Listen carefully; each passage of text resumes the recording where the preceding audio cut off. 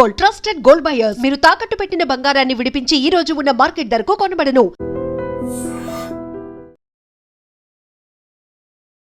Hi, hello, నమస్తే, welcome back to iDream media. Vaishnavi ఒక మంచి అమ్మాయి అని చెప్పొచ్చు, ఒక మంచి కూతురు అని చెప్పొచ్చు, అలాగే ఒక మంచి భార్య కూడా. కానీ అలాంటి మంచి భార్యకి మాత్రం దొరికిన భర్త ఒక కసాయివాడు, ఒక కిరాతకుడు, ఒక దుర్మార్గుడు. ముక్కు పచ్చలా నా అమ్మాయిని నిజంగా కడుపులో పొడిచి మరీ చంపేశాడు ఆ దుర్మార్గుడు. అయితే ఇలాంటి కేసులో అతనికి అలాగే అతని కుటుంబ సభ్యులు ఈ హత్య జరగడానికి వాళ్ళ మదర్ కూడా చాలా ప్రేరేపించారు. కాబట్టి తనకి కూడా ఎలాంటి శిక్షలు పడతాయో తెలుసుకుందాం. ఈ విషయాలు మనకు ఎక్స్ప్లెయిన్ చేయబోతున్నారు హైకోర్టు అడ్వకేట్ అయిన పృథ్వీ గారు. సార్తో మాట్లాడదాం. నమస్కారం సార్. నమస్తే విరాట్. సార్, ఇప్పుడు వైష్ణవి హత్య కేసు ఏదైతే ఉందో సంచలనం క్రియేట్ చేస్తూ ఉంది. ఆ అమ్మాయి ఒక యూట్యూబర్, అలాగే తను ఎంత మంచి కూతురు అని చెప్పడానికి ఎగ్జాంపుల్ వాళ్ళ అన్నలు, వాళ్ళ అమ్మగారు అనమాట. ఎప్పుడూ తప్పు చేయని ఆ అమ్మాయికి తను అడిగింది కదా, సో ఎంతో కొంత వాల్యుబిలిటీ ఉంటుందని చెప్పేసి ఆ అబ్బాయిని పెళ్లి చేయడం జరిగింది. కానీ ఇలాంటి దుర్మార్గుడు అవుతాడని చెప్పేసి వాళ్ళు కూడా కనగలేదు. ఇలాంటి వ్యక్తికి ఎలాంటి శిక్ష పడుతుందంట? అడిగిన వెంటనే ఒప్పుకుంటమే కాదు, ఆ అమ్మాయి పేరున 2 గుంటలు ల్యాండ్ కూడా మాదాపూర్ ఏరియాలో పెట్టడం జరిగింది. వాళ్ళు అతను హరిబాబు ఫస్ట్ నుంచి కూడా కట్నం తీసుకోలేదు అనేది మా ఇంట్లో ఒక లోటు కనపడుతుంది అని చెప్తే వెంటనే ఒక 2 గుంటలు ల్యాండ్ కొని ఆ అమ్మాయి పేరును పెట్టడం జరిగింది. వైష్ణవి వాళ్ళ పేరెంట్స్ వైజ్గా చూసుకుంటే వాళ్ళు ఫుల్ ప్లెడ్జ్గా వాళ్ళ ఏదైతే ఇవ్వాలో ఏదైతే చేయాలో అంతా కూడా వాళ్ళు చేశారు. First and foremost thing, love marriage చేసుకుంటాక వచ్చింది. వాళ్ళ ఇంట్లో ఒప్పుకోవాలి, హరిబాబు వాళ్ళ ఇంట్లో ఒప్పుకోవాలి. వీళ్ళ ఇంటికి వచ్చిన తర్వాత పెద్ద మనుషులు చేసుకుని మేము చేస్తామని చెప్పేసి చేసుకుని ఇల్లరికం కూడా తీసుకొచ్చి ఇంట్లో పెట్టుకుని, ఐ థింక్ వైష్ణవి కాకుండా 2 అన్నలు కూడా ఉన్నారు. వాళ్ళు కూడా సహృదయంతో చెల్లికి కావాల్సినటువంటి సంబంధం ఇది మనం ఒప్పుకోవాలి అని ఒప్పుకుని అతన్ని ఇచ్చి పెళ్లి చేసి ఇంట్లో పెట్టుకుంటాం, ఆశ్రయం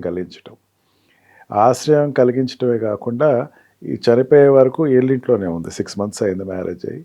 ఎక్కడ కూడా వాళ్ళ ఇంటికి, వాళ్ళ అత్తగారింటికి వెళ్ళటం, అక్కడ వాళ్ళు తోటి ఉండాలి. యాక్చువల్ జనరల్గా ఏం చేస్తారంటే పెళ్ళి అయిన తర్వాత అత్తగారింట్లో ఉంటారు, లేకపోతే సపరేట్ లైఫ్ ఉంటారు.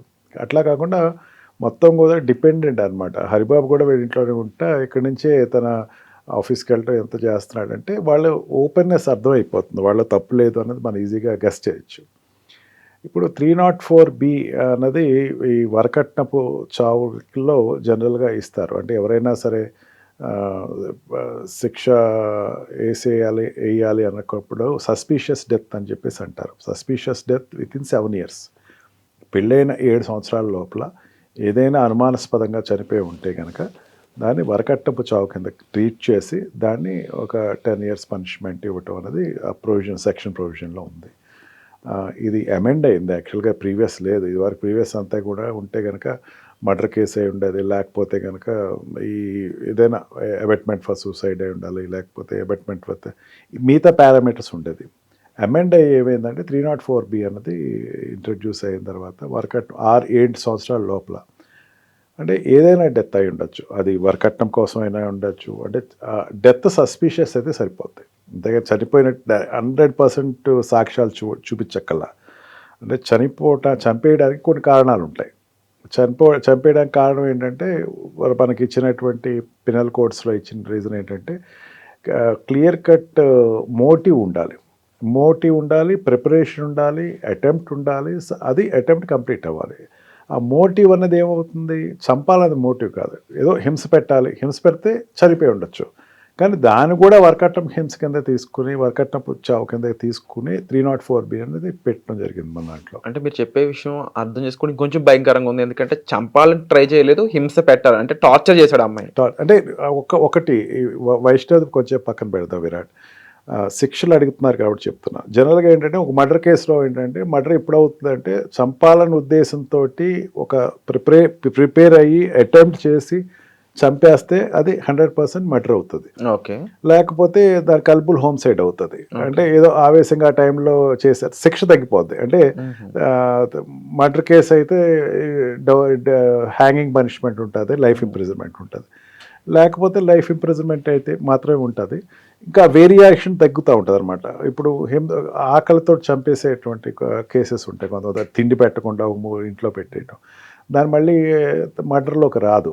అందుకని ఇవన్నిటిని ఆలోచించి ఏం చేశారంటే 7 సంవత్సరాల లోపల ఏ రకమైనది, ఇప్పుడు హ్యాంగింగ్ చేసుకుంటూ ఉంటారు, అమ్మాయి హ్యాంగ్ చేసుకుని చనిపోతుంది, ఎటువంటిది రాయదు అమ్మాయి, ఎటువంటి చీటీలు రాయకుండా సూసైడ్ చేసి చనిపోతుంది, లేకపోతే కిరోసిన్ పోస్ట్ చనిపోయింది అనుకుందాం.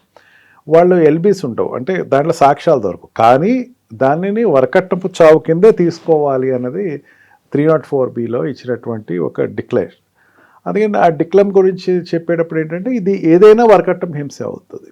కానీ ఇక్కడ వైష్ణవి దగ్గరికి వచ్చేసరికి ఆ కేసు పెడతారు, మర్డర్ కేసు కూడా పెట్టేస్తారు.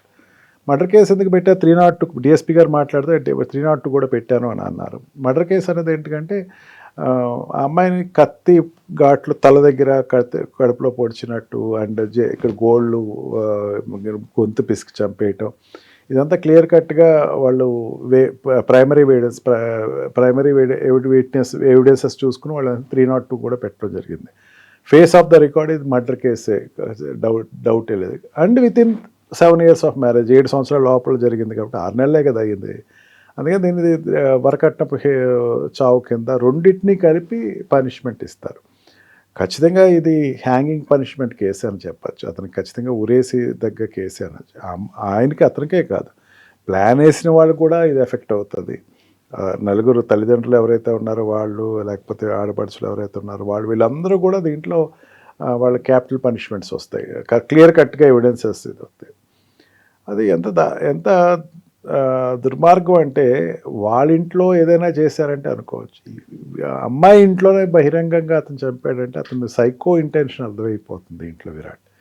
ఎంత సైకలాజికల్గా అతను డిస్టర్బ్ అయ్యాడు అంటే ఈ రోజుల్లో ఏమైపోతుందంటే వచ్చినటువంటి ఆడమ్మాయి డబ్బు తీసుకురాకపోతే చంపేస్తాం. అంటే ఇప్పటికీ కూడా ఈ కట్నం కోసం ఇలా హత్య జరుగుతుంది అంటే ఇది ఎక్కడో చోట ఇంకొక దుర్మార్గుని తయారు చేసే కథ కూడా అవుతుంది. సో అలా జరగకుండా ఒక భయం కలగజేయాలంటే నెక్స్ట్ ఇందులో ఎలాంటి ఇంప్లిమెంట్ జరిగితే ఆ స్కోప్ వస్తుంది, ఇది ఒక ప్రైమరీ ఎగ్జాంపుల్గా మిగిలిపోతుంది అనడానికి ఏం చెప్తారు? హ్యాంగింగ్ పనిష్మెంటే, అతన్ని ఉరేస్తే ఇంకోళ్ళకి ఒక ఇట్లా చేయకూడదు, మనం ఇట్లా చేస్తే మనకు కూడా ఉరేస్తారు, మనల్ని కూడా చంపేస్తారు అన్న ఫీలింగ్ క్రియేట్ అవుతుంది. ఈ ఖచ్చితంగా అన్నీ ప్రిపేర్డ్ అయ్యి చేసినటువంటి సడన్ యాక్షన్ అయితే కాదు. అతను కత్తి తీసుకెళ్ళి వంటగదిలో కత్తి తీసుకుని వెళ్ళి చంపేయాలనే ఉద్దేశంతో చేసి ఆవేశంగా అప్పటికప్పుడు నేను తీసుకున్న నిర్ణయం అయితే కాదు. ఆ అమ్మాయి వరకట్నం హింస జరుగుతూనే ఉంది. ఈ పెళ్ళయింది కానీ కట్నం, నువ్వు మంచి కట్నం వచ్చేది నువ్వైతే అని చెప్పేసి అంటావు, ఇవన్నీ ఖచ్చితంగా దీంట్లో అన్ని మోటివ్స్ అయితే ఉన్నాయి. హ్యాంగింగ్ పనిష్మెంట్ అంటే అతను గురేయటం అనేది మంచి సమాధానం. ఇటువంటి కేసులు ఇంకా జరగకుండా ఉంటే పునరావృతం కాకుండా జరుగుతాయి. మీరు చెప్పినట్టు తప్పకుండా మన న్యాయ వ్యవస్థ అలాంటి ఇమీడియట్ యాక్షన్ తీసుకోవాలని అయితే మనస్ఫూర్తిగా కోరుకుంటున్నాం సార్. ఎందుకంటే బయట జనాలు కూడా చాలా కోపంతో ఉన్నారు, ఇటువంటి వాటి మీద ఇంత డిలే చేయకూడదని చెప్పేసి. సో ఇప్పుడు సార్ చెప్పిన విషయాలు అయితే విన్నారు కదా. ఈ కేసు దర్యాప్తులో చూసుకున్నట్టు క్లియర్గా మేజర్గా ఇక్కడ జరిగిన ఇన్సిడెంట్స్, ఆ జరిగిన ప్రాసెస్ చూసుకున్నట్లయితే ఆ పనిష్మెంట్ కూడా చాలా సివియర్గా ఉండడానికి స్కోప్ ఎక్కువ ఉంది అని అంటూ ఉన్నారు. అండ్ తప్పకుండా ఈ కేసు ఒక ఎగ్జాంపుల్గా మారిపోవాలి, వాళ్ళకి వేసే శిక్ష కూడా మిగిలిన వాళ్ళు ఎలాంటి తప్పులు చేయాలంటే భయం కలిగించే విధంగా ఉండాలని నేను అనుకుంటున్నాను. సో తప్పకుండా మీరేమనుకుంటున్నారో మన కామెంట్ సెక్షన్లో మెన్షన్ చేయండి. వచ్చే ఎపిసోడ్లో మళ్ళీ కలుద్దాం. Thank you so much.